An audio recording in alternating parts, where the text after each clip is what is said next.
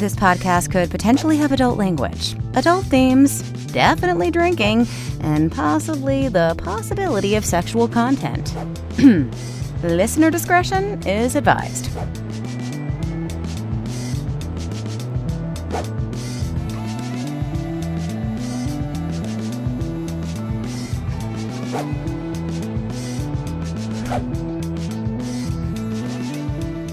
Welcome to Drinking with Authors. I am your host, Erica Lance. My co-host today is the amazing Danielle Orsino, and our guest today is Hollis Joe McCollum.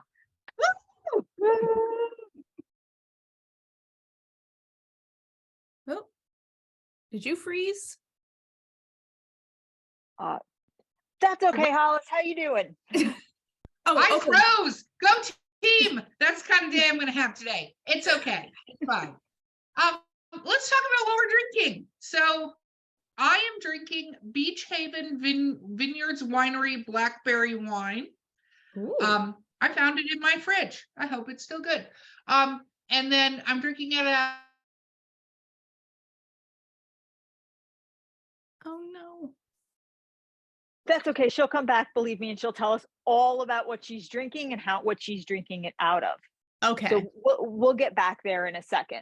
But I'm not that fancy, but I'm fancy in what I drink it out of. I'm just drinking clearly Canadian water, raspberry, but I'm drinking it out of my dragon goblet that Erica actually got me for Christmas. So, beautiful. You know, yes, beautiful. I have to be fancy schmancy, even though I'm just drinking sparkling water. Hollis, what are you drinking today? Well, I am also going non-alcoholic today. I am drinking my very pretentious London cup of tea that I order from the fucking UK, and out of my my other writer's me mug, because I am also a pole dancer. So we're gonna get into that. We're gonna have to get into that in a second. I am far too proud of it, so please do. Yes. Now, for everybody who doesn't know, what exactly do you write? So I'm a fantasy adventure novelist. I have 2 fantasy novels out presently, and I'm publishing my 3rd, which is the sequel to the first one, To Save a World. This spring, April, as long as I get my shit together, should be on track. And so gonna do that. And I've done some short stories, and like before I started writing books, I was academically published in a bunch of shit, but I don't think about that. It's not. Okay. You just well, I mean, it's aside. fine. It's fine. We can talk about it. History's really cool. I like it. But Jonathan Mayberry was first published doing a book on bowling. By the way, my internet decided to jump providers, and I got Starlink, but I got a really run down version of Starlink, and for some reason my computer connected to that at first. So I was like, why is the computer unstable? That's why. But anyway, I'm back. I don't know if you guys heard what I'm drinking. It's blackberry wine. We're moving on. Jonathan Mayberry, actually, his first book he published was a book on bowling, because he was dating somebody who ran the physical education for a college. And I think we should find this book and make him sign it. So probably.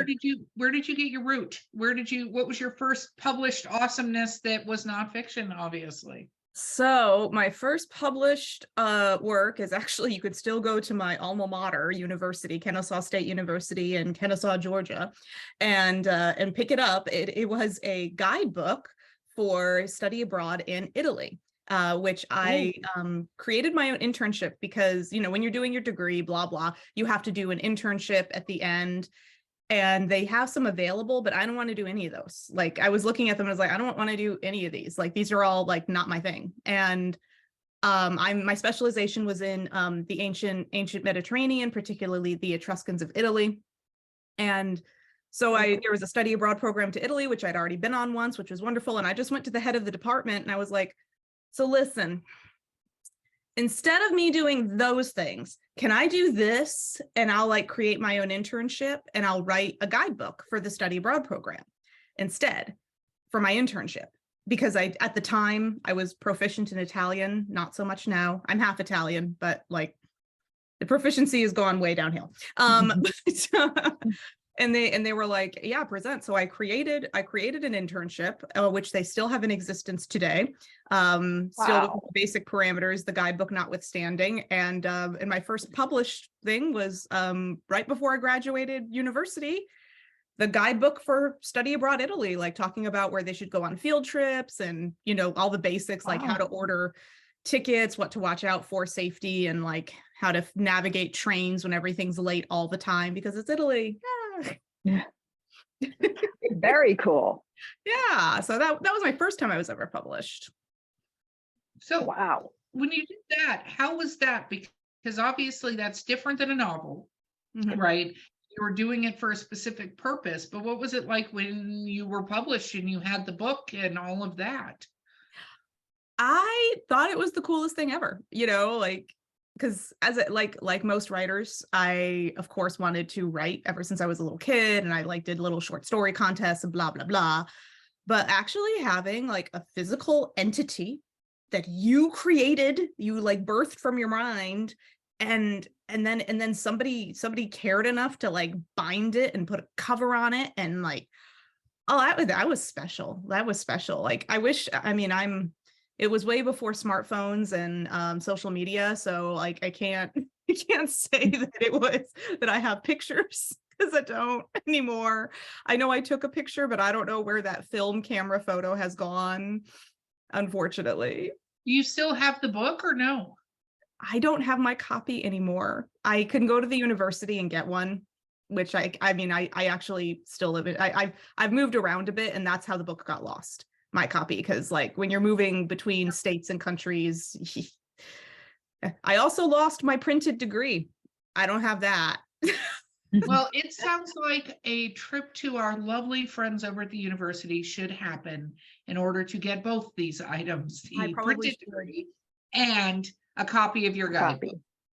I should do that. I'm also, we'll see. I don't know. They asked me the last time I went, they were like, well, and I love my alma mater. I was happy I went to school there, and I actually worked on the campus as an immigration officer for 7 years. But then when I was like, hey, can I get a copy of that thing that I wrote? And also, can I like get another copy of my degree? Because I just fucking lost it. They were like, oh yeah, give us like $300. That was like, no. Did you look on eBay? That's what I would say.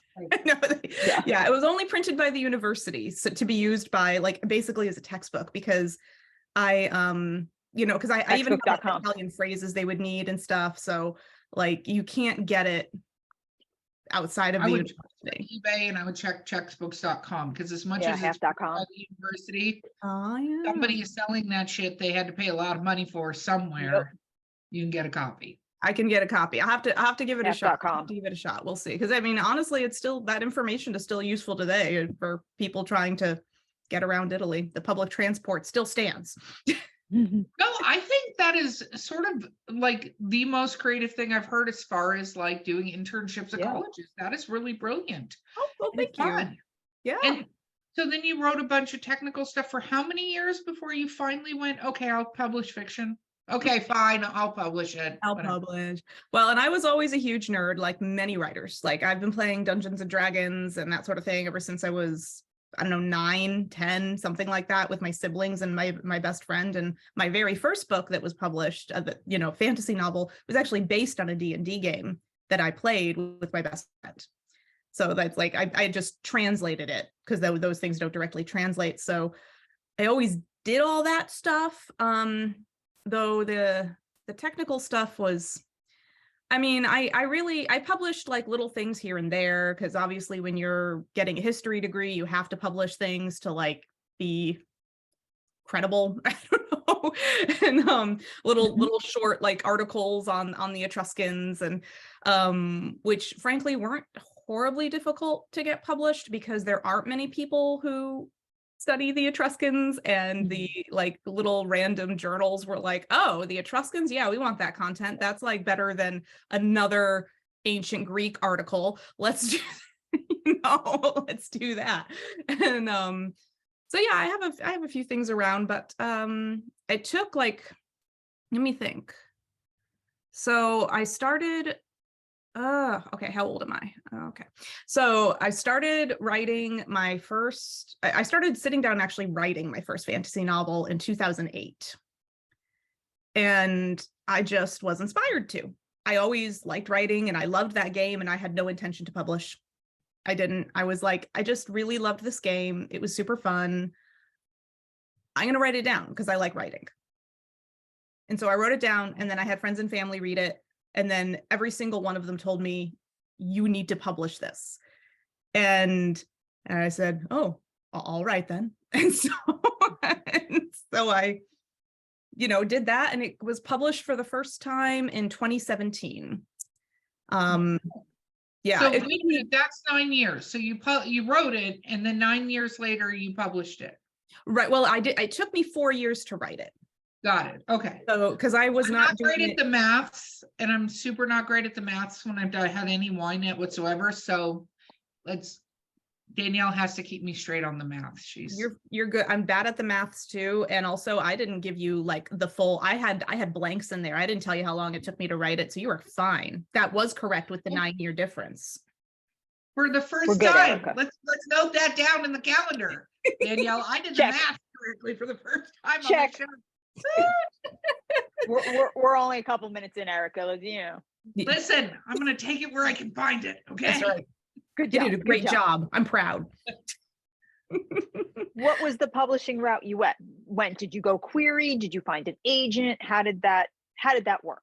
I went into chaos, I think is the correct terminology. So like many first-time authors, I had no idea what I was doing, like no clue. You just like, and especially since my original intention wasn't to publish, it was just like to write something down. I just was like, all right, I don't know. And so I just started Googling shit. And when you Google shit, the first thing that comes up are a bunch of vanity press things. Mm-hmm. And, and I filtered through most of those pretty well. But I will say, and I was, of course I had the dream of being traditionally published, which I think most authors do, especially in the beginning. I was querying crazy, and that's why it took like from 2012, which is when I finished it, which I did get it righted. Like I got the U.S. Library of Congress copyright like immediately. Mm-hmm. Because I was like I mentioned, I was at the time, I was actually still working as an immigration officer. So I at least knew enough about legal things to be like, nobody's going to steal my intellectual property. I'm taking care of this right now. And so I did that before I even started querying. Okay. So that was at least, and I know it's not necessary, but it sure makes me feel better. So I do it. But it's necessary if you want to sue. See, a lot of people don't realize you can absolutely, when you post your manuscript anywhere, like when you upload it, and you can even take a screenshot with the date and like, I uploaded it on this day to this system, like Amazon, wherever the hell, if you want to self-publish, right? Mm-hmm. Which is fine. I wasn't saying that in a derogatory term, but you just track that you did that, right? And you can mail yourself a copy of the printed works, or if you have a file tag, like there's so much that goes, yes, you wrote it. It's whether or not, and I'm only highlighting this because a lot of people don't get it. If mm-hmm. you have to go after somebody for utilizing your works or making a screenplay of it or creating a video game yep. or whatever, blah, blah, blah, many things somebody could do with your shit. Mm-hmm. If you don't copyright it at the U.S. Copyright Office for the United States, and there are other places internationally, but you can also do it at the U.S. Copyright Office for international things to prove that you have a certificate with that particular piece of written information, pictures, drawings, all kinds of things you can copyright, so that if somebody does something, you can sue them.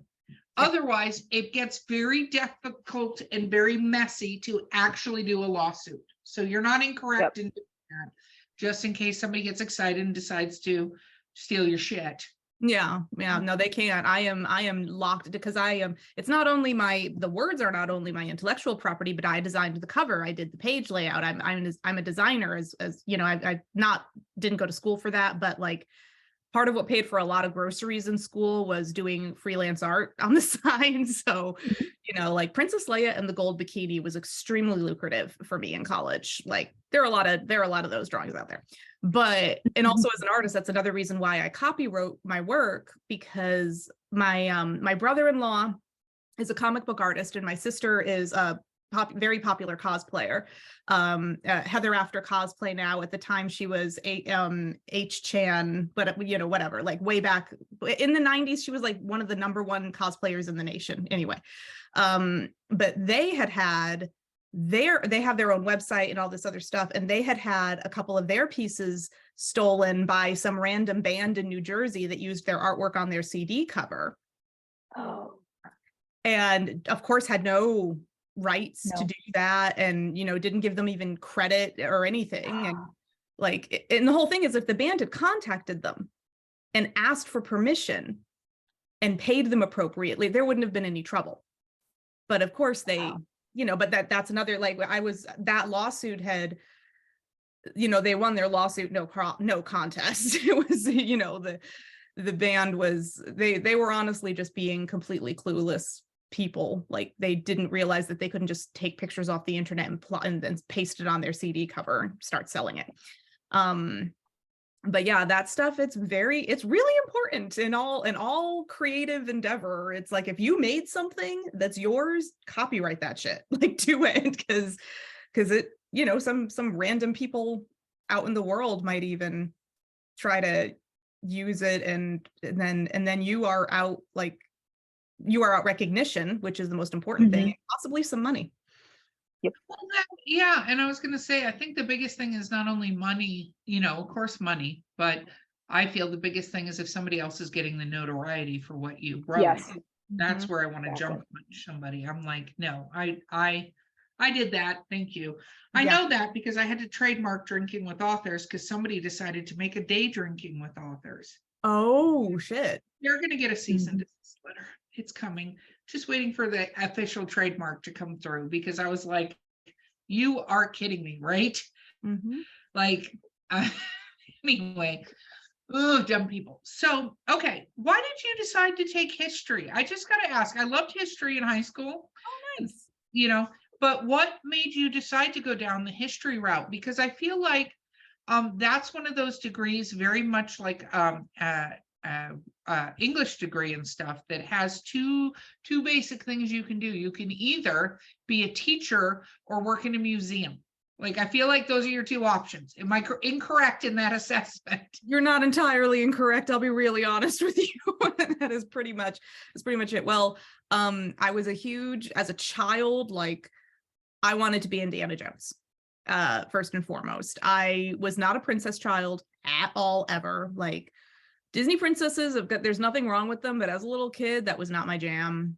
I wanted to be like the prince in the movies. I loved the Disney movies, but I was not interested in the princesses. I was interested in the other people having the adventure most of the time. Because again, I'm 41. Well, no, I'm 40. I'll be 41 in a couple months, but whatever, we skip after a while. So I got the Disney movies before girl power for the most part. And I agree. I mean, it's kind of like my heroes were Princess Leia and Ripley. Ripley. Yeah. It's kind of like when Jennifer Lawrence went on and said, first action. And I was like, no, she wasn't. No, appreciate you, love Hunger Games, but you should actually You're a little wrong. Google something before you start talking on Twitter. A few decades off beat with that, but that's fine. It's fine. But yeah, I love Indiana Jones. Love it. And so I just wanted to do that, and I always, and just coming up through school, history was 100% my favorite subject. I was like I said, my mother is she's an American, but 100% by blood she's Italian, and her parents they came over as children, but they're first generation in the US. So we're very connected to the Italian roots. Just all of that. I was particularly interested in Italy, and then I discovered that the Etruscans existed, and I just felt a special connection with them. And when it came time, I originally at university for the first year declared education major as a freshman, because I figured I want to teach history. But then as an education major, I like 1 year in, I realized really quickly that I did not want to teach children, because the education majors are for like, your elementary through high school ed, right? Mhm. And I was like, I don't want to teach any of these kids. Like, I don't want to deal with that shit. I don't need their hormones. I don't need their BS. I don't need it. I don't need it. And so I was like, I want to teach adults history. And to do that, I actually need a history degree. I don't need this bullshit education. Okay. Education degrees aren't bullshit. They're very valid. But in my case, it was not. That wasn't your calling. That was not my calling. So my original intention was to be like Indiana Jones was to be a professor of history. And I got the degree and I loved it. And I did like 3 study abroads and that was great and blah, blah, blah. But then, and I actually was thinking maybe I will work in a museum towards the end of my degree. I was thinking, but that's really hard to do. Really? Somebody has to die usually. Yeah. Hmm? Somebody has to die usually to get into those kind of things. Yeah. And I don't have a doctorate. I have an undergraduate specialization, like I have an undergraduate bachelor's in history with a specialization. I have a certificate and in addition, and a few additional certifications in history, but I do not have a master's and I don't have a doctorate. So yeah, like nobody was terribly, they were interested in publishing some articles that I would write, but they were not interested in hiring me. And I actually so I'm married again now, but I'm divorced. And my college first love sweetheart was Czech, and so I moved to the Czech Republic right after graduating and married him. Wow. And I got my TEFL certification, the Teacher of English as a Foreign Language certification. And so I was actually teaching English abroad for a year. To executives, not to children, again, not my jam, but like I was teaching like Honeywell executives. I actually taught the president of Pilsner Urquell beer, because that's a Czech beer. And I lived in Brno, which is where the Pilsner Urquell like corporate headquarters and plant is.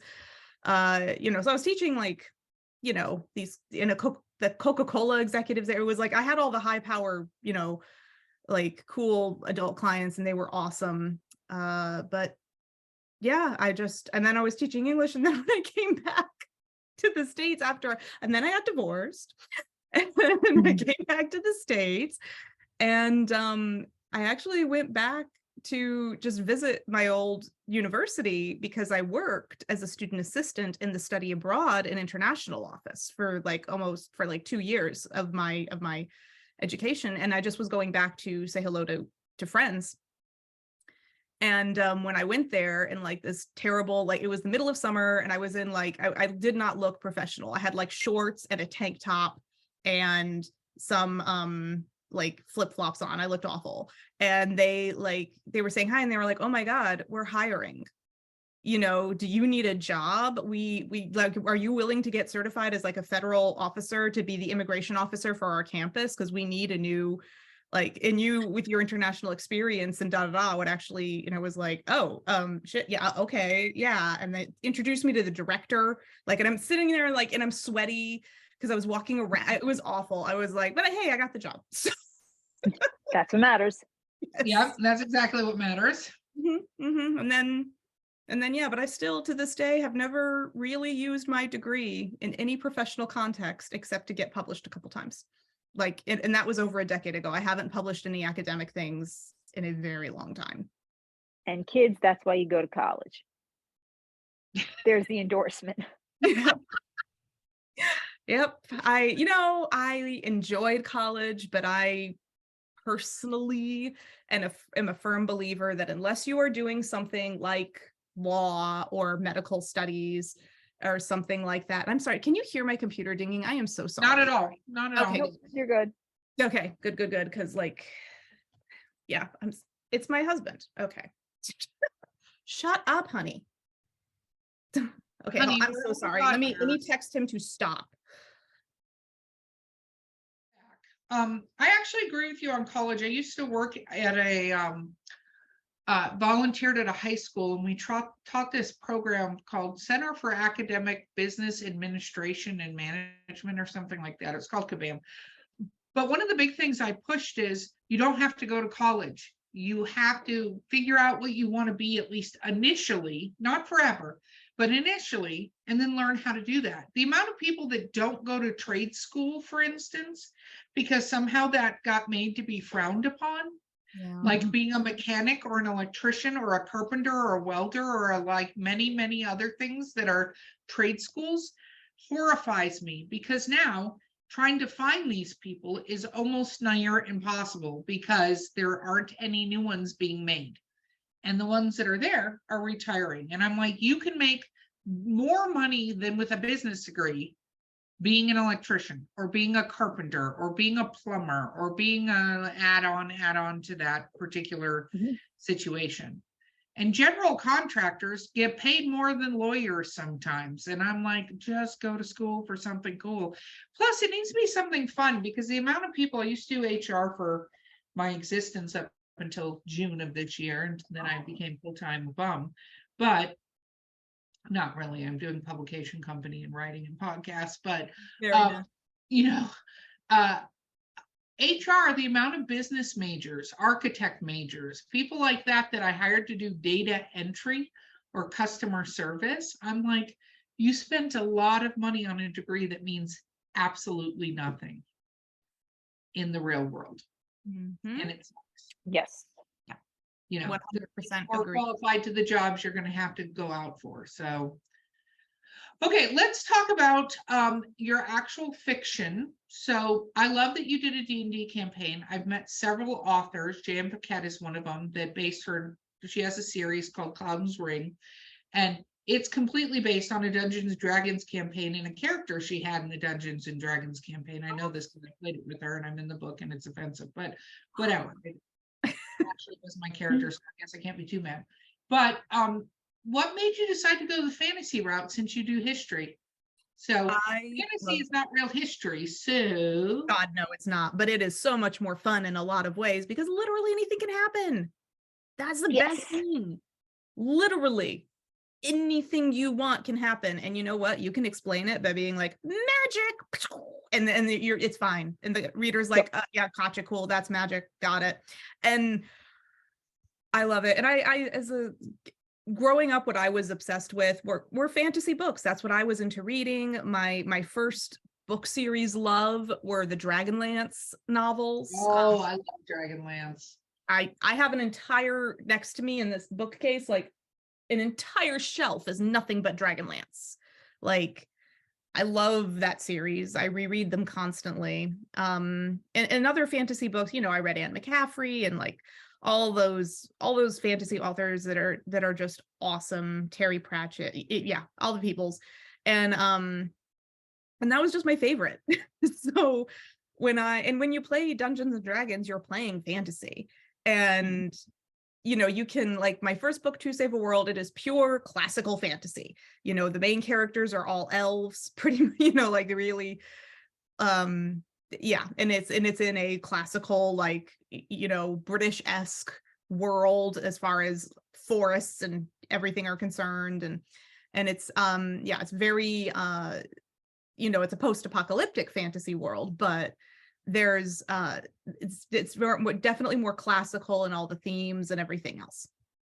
And my second book is a historical fantasy, but it's definitely still very fantasy because I basically take the Etruscans of ancient Italy, who have, again, obsessed with that, and I created a race of people around that were the Etruscans, and they had magic, you know, and it's all this, and I have a lot of historical Easter eggs in Spare the Swallow, my second book, which has nothing to do with the first one, two totally different fantasy worlds.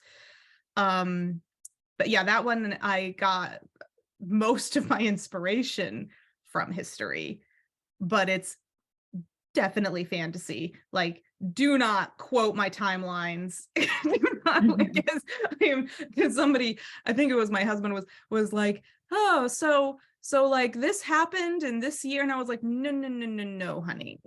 Like that, I yes, King Cyrus of Babylon is in the book, but he didn't actually live at the exact same time that these other things are happening. Like, this is a fantasy novel. I need you to understand that I was inspired, and I took some characters and some events that happened, and I put a whole fantasy spin on it and created some cool like magic people. But yeah, this is not like, don't start building timelines here unless you're don't take this as fact. Yeah, do not take this as fact. If you're a historian reading it, you'll find some Easter eggs, like cultural Easter eggs, is like how the Etruscans would do divination is the same way that, you know, I named them the Docvens. The Docven race does divination and blah, blah, blah. Like the cultural things are all they're the same. But yeah, it's definitely not accurate. So are you, and I may have missed this, or the wine may be kicking, and I should have probably eaten before this, but it's fine. It's fine. Are you traditionally published or self-published? I am self-published. Oh, and yeah, and actually I tend to go on tangents. We went off. Yeah, I did. Okay. I was like, did I miss that conversation? I did. Yeah. I'm a tangent girl. So the first To Save a World, I actually ended up getting published by a vanity press that they were not my favorite. So I was independently published. They contractually did everything that they said, and I actually didn't spend as much money as other people do. Oh yeah. No, stay away from vanity presses. Don't do it. Don't do it. For people. Yeah, don't do it. It's basically a scam, even though contractually, again, they contractually did everything they said they would do. And I own my ISBN number, thank goodness. But that was one of my things but I think I got taken in by that for my first book. And this is, to all, newbie would-be authors out there. Mm-hmm. I very much wanted someone to hold my hand through the process. Yeah. And that is why because I like many people, by the time I was publishing, I was in my mid-30s. I was tired, and I was working full time, and it was like, can somebody just do this fucking for me? Please, I don't want to. I'm tired. And by the time I get home after working my 10-hour day, I just want it done. Yeah. Somebody do it. Yeah, somebody else please do it. And traditional I already wrote it. I'm going to throw this out here. There are hybrid publishers, and that's what a hybrid publisher actually is. A lot of people don't realize is somebody where you do pay a certain amount to get your book published, but that's very different than a vanity press. Yes. Mm-hmm. So if you are in that state and you really want help and you really feel the need to go that route, find a hybrid publisher, not a vanity press. Because a vanity press basically has a bunch of check boxes to get a book done, and then they throw it out there and it's done. But that's all they're doing, and they're usually you're paying a lot of money, and you're not necessarily getting a great product for the amount of money you're going to spend to do it, because they could give a shit if your book sells because you've already paid them money. Whereas a hybrid publisher sometimes actually is invested in your book selling because they'll make even more money from it. They just want some money up front. I'm still not a fan of that, but if you absolutely have to go that route, find a hybrid and not a vanity. Right. And research the vanity. Research the vanity, because nowadays they're also wording themselves differently. Mm-hmm. So you don't exactly know their vanity. And then it's like, oh no, we do distribution, we'll help you. You got to do it. If they hand you a bill for like 16, 17 grand at the end of it, or up to 30 grand, they're vanity. Yes. That's how it is. Yeah. They're vanity. Yeah. Vanity presses are, and I paid less than $3,000 for when all was said and done for the vanity press, which is, you got a good deal. And part of the reason I got a good deal was because I designed my own cover and everything, because they were like, oh, well, they actually had a designer their staff do it. And I was like, and again, I'm not a professional designer, but at the time, this was after I left the immigration job, I was working as a project manager at a design and branding agency. I knew what I was talking about because I did it every single day for 5 years. I was a PM for designers. So like, I knew exactly what all that was. And I know good design versus bad. Like, and they sent me something that I was like, a fucking 12-year-old who has never used Photoshop before could have done a better job than this shit right here. Like, and I said, listen, you're going to take this off the cost because here is my designed, like I already had some concepts, and I was like, here is my designed cover. Here is my designed page layout, because I don't even want you touching that shit. And and they, so that I got a lot knocked off because I got that taken care of. And because I had already copyrighted my manuscript before doing anything, even before making inquiries, they actually, because they were going to try to charge me for copyright too.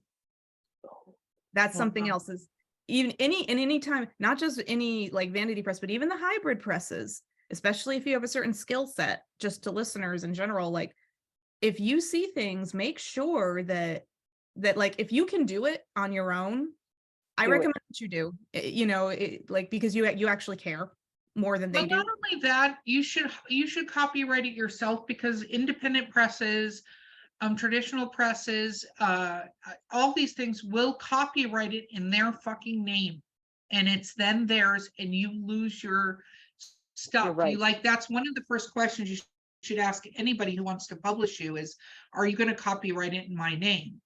And if they say yes, well, do you mean at the US Copyright Office? Like, ask what that means, because if they're just going to throw the little C on it, you could do that yourself and they'll charge you for it, or they'll copyright it in their name, and then you lose that book and can never get it again because it doesn't belong to you, it belongs to them. Yep. And that's the same with the ISBN number. Make sure, no matter who is publishing you, I don't care if it's a traditional or blah, blah, blah, blah, blah, you got to own that ISBN number. That is your intellectual property. And if they say that they're going to purchase it for you, you still have to make sure that it's in your name and not the press's name. So they can't purchase it and put it in your name. I don't know if you know that. As a publisher, I know this. As a publisher, you can buy the ISBN yourself and have it, and it's yours. But like, I can't put an ISBN in an author's name. It has to be in my company's name. Oh. Transfer I've always bought my own, so I didn't. If you buy your own, you're good. There's a lot of things with an ISBN. ISBNs are not make or break, because as long as you know the ISBN, and you know, for instance, on Amazon and Barnes and Noble and Kobo and the main big ones, iBooks and stuff like that, because I hate to say they're like 95% of the market share, and then there's everyone else. You can still retain your reviews and stuff like that, which is what's important. So you don't have to have the ISBN going into it, because you're going to need a new ISBN if you republish it, because you can't republish the same book under the same thing. That's a whole, we're not going to get into technical things, because we need to talk about a stripper pole that's behind you. But so you're now going into your third book? I'm publishing my third book, which is, so the first book, To Save a World, it is a one-off. There is no cliffhanger, I promise. But at the end, like my readers, like strangers, my friends and family too, but like strangers on the internet were actually writing reviews saying, I want a sequel. I want to know what happens next. And which was really cool. And like, people would randomly reach out to me on social media and be like, so when's the next one coming out? I want to know what happens with the characters that survived, you know, like what's going on.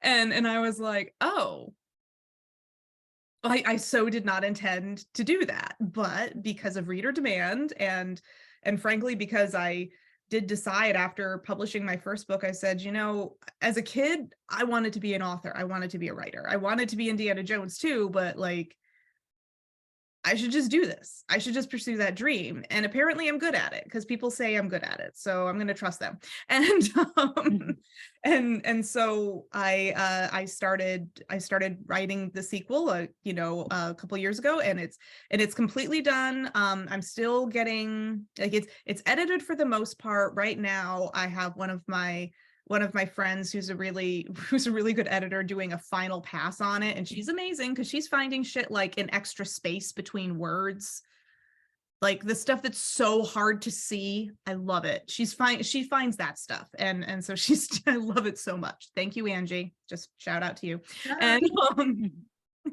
And so she's doing like my little final editing, like miscellaneous tweaks. I've already designed the cover, which I'm going to be doing a cover reveal in the next couple weeks for it. It's called The Queen Witch. And it is a sequel to Save a World. So the characters that survived the first book are all back in the next book. And it's now, keeping in mind these characters are elves. So like they live in that series and the world that I created, I think elves have an 800-year lifespan. So it's 20 years later, but that's like 5 years, like 3 to 5 years in the elf time passing, like age differences and things like that.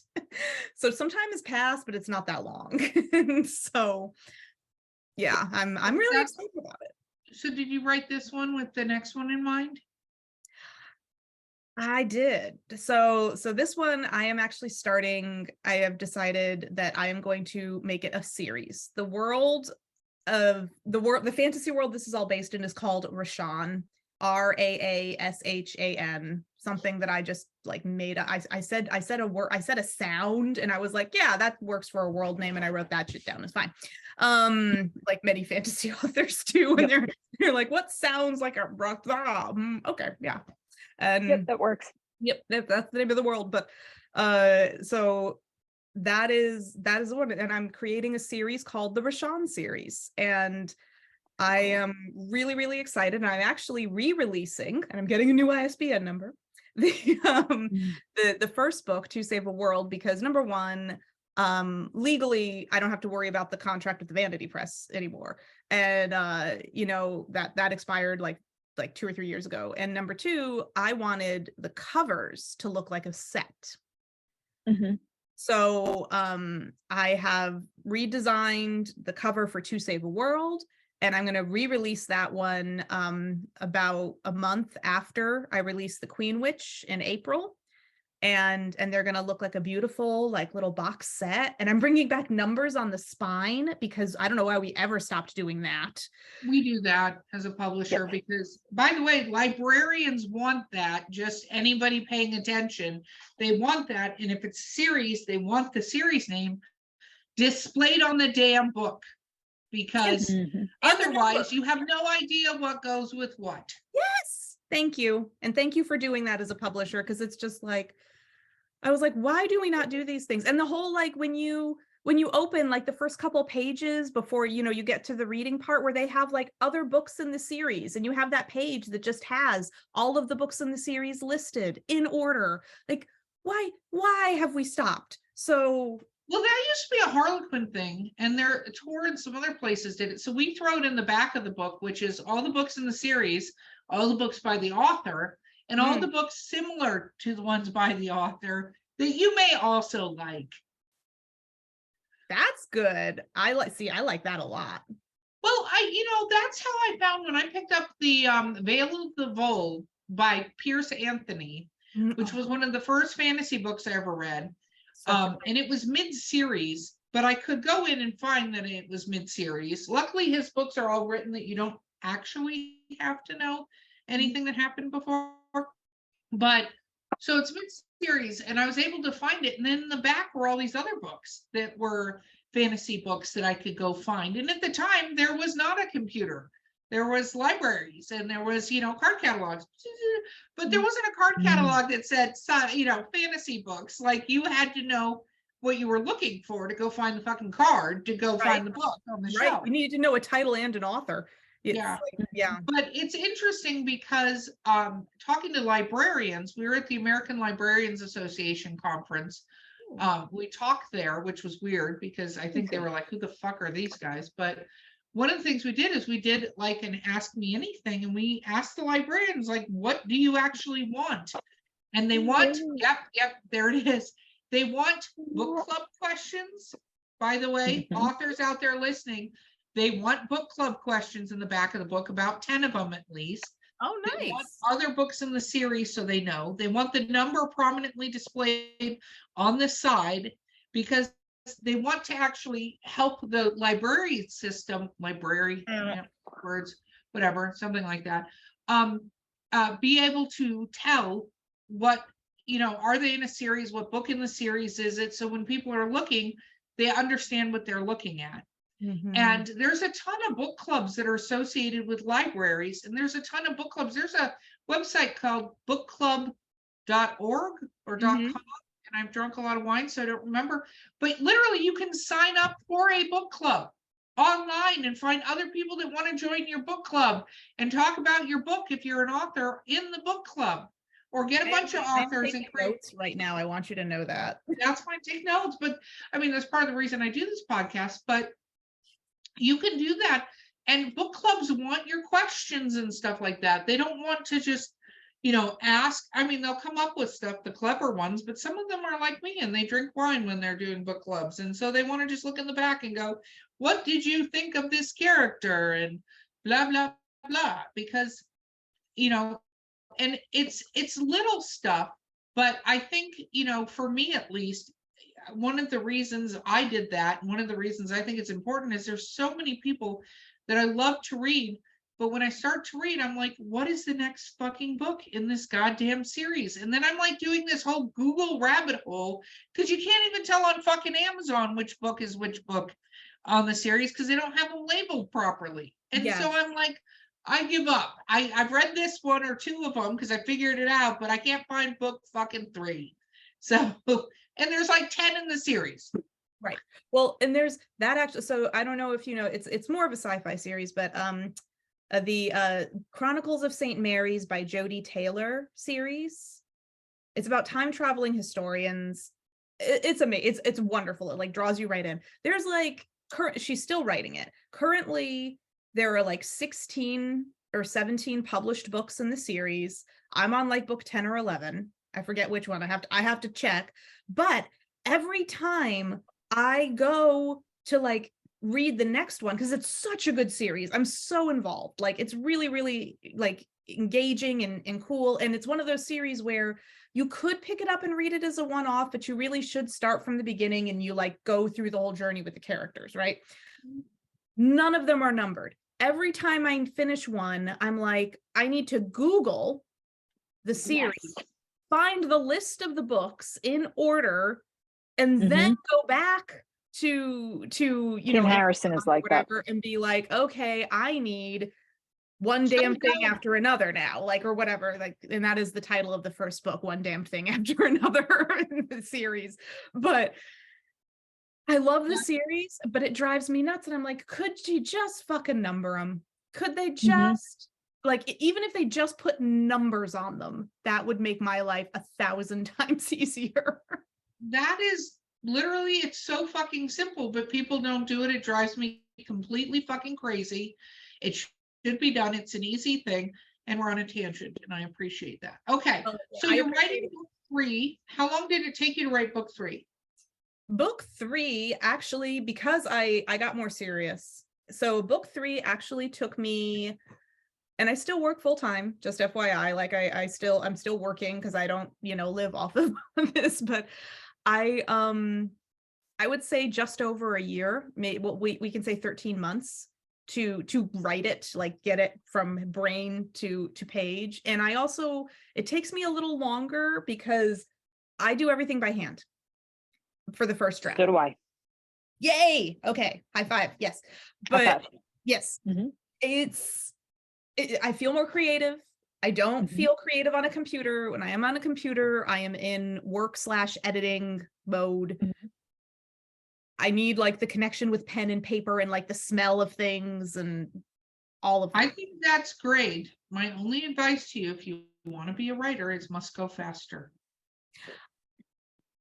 You've got to go faster than one a year, like minimally 2 a year, because it really, you have to feed an audience that is going to take less than potentially a couple weeks to read your book. Oh yeah. And if you just want to look up the reaction to George R.R. Martin's bullshit right now, we'll give you an idea of what happens when you wait to get stuff done. None of it's bad. It's just must go faster is my advice, because we have people on the show all the time.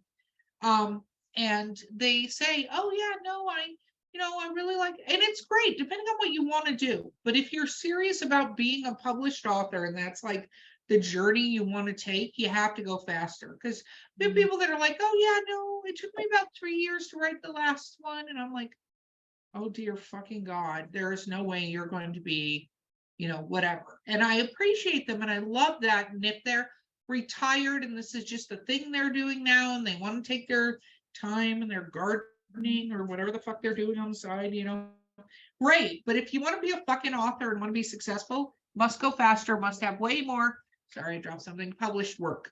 That's what has to happen.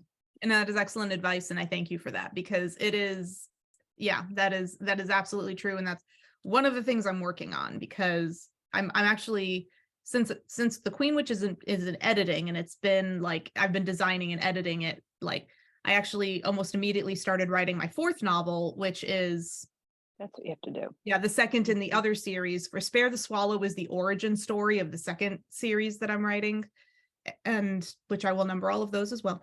And then, and then it goes through, like all of that. But I have my schedule, and people are like, oh my God, you're crazy. Like, and I'm like, no, I have to, because I work full time. I work from home, thank goodness, because I don't have to factor in commuting.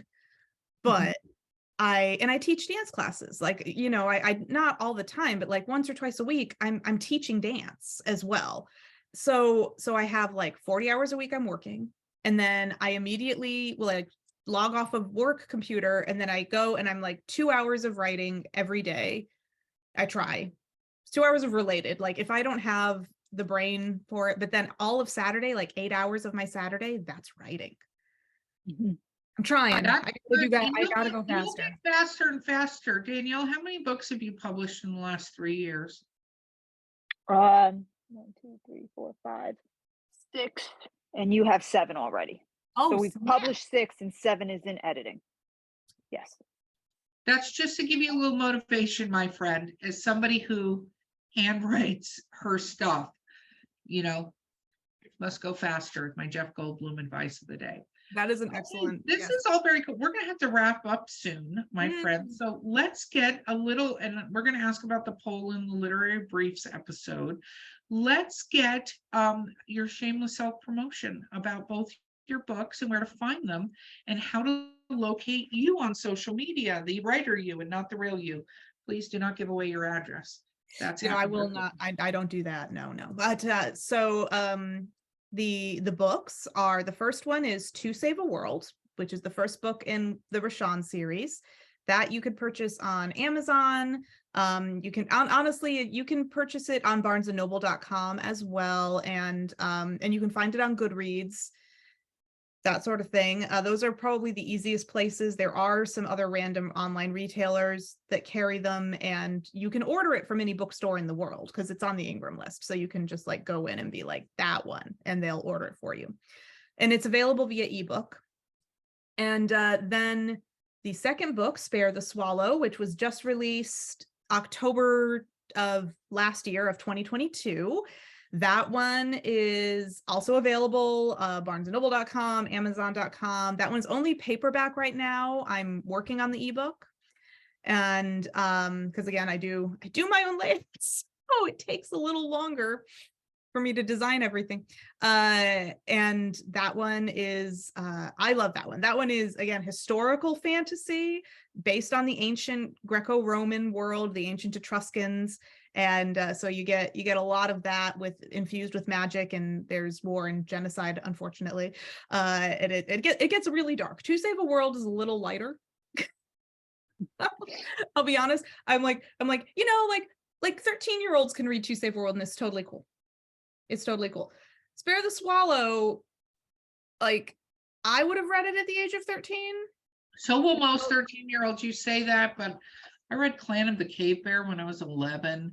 So I think that we absolutely have a different version as we get older of what we think younger people should be reading than what they actually do and what they want to read. So I would put a disclaimer, because also putting a disclaimer, they're going to go fucking read it because you put a disclaimer on it. I did. Hey, maybe that's a marketing tactic. I don't know. Maybe not. I don't know. But yeah, it's well, I will say that Spare the Swallow is a little bit more of a trigger warning, just because it is war and genocide, and for people who, like, you know, if that's a trigger for them, then chill. Like, you know, that one is a little scary. That one does. I've had many people DM me and actually say, you just made me fucking cry. I had to put the book down. I threw it across the room. Like, Spare the Swallow, I get a lot of DMs about people saying, I am crying. How dare you? I'm going to finish it, but I can't right now. I'm so mad at you. Also, I love your book. And then which is like the biggest compliment you can ever get, but it's very emotional. So I will say that. You can find me on social media. On Instagram is where you can find me the most, which is at Hollis Joe McCollum. I try to keep everything easy. My website is hollisjoemccullumauthor.com, and pretty much anything, just Hollis Joe McCollum, and Joe is J-O. It's like, you know, the feminine version, like Debbie Joe or something. Joe from Facts of Life, the whole thing. Yeah, it's drop that E. There's no E, but yeah, and also if you Google me, like, it's not a common name. So if you Google Hollis Joe McCollum, you're pretty much just going to find me, which is good, because I want to be found as an author. So, and I have like an Author Central page on Amazon, and so you can follow me, and I'll post my bookie nonsense there. Very, very cool. Well, thank you so much for being on the show with us today. Thank you so much for having me. I've really enjoyed it, and I've learned. You've learned and you've talked. It's both brilliant. I love it. Okay, guys, this has been Drinking with Authors. My co-host wow, little wine and no food is great. I was just going to say, I got it from here, Erica. Let's go. Okay, go for it, Danielle. Her co-host has been the fabulous Danielle M. Orsino. So if you're listening or watching, please like and subscribe to us, and then we will catch you next time on Drinking with Authors. Yes, done.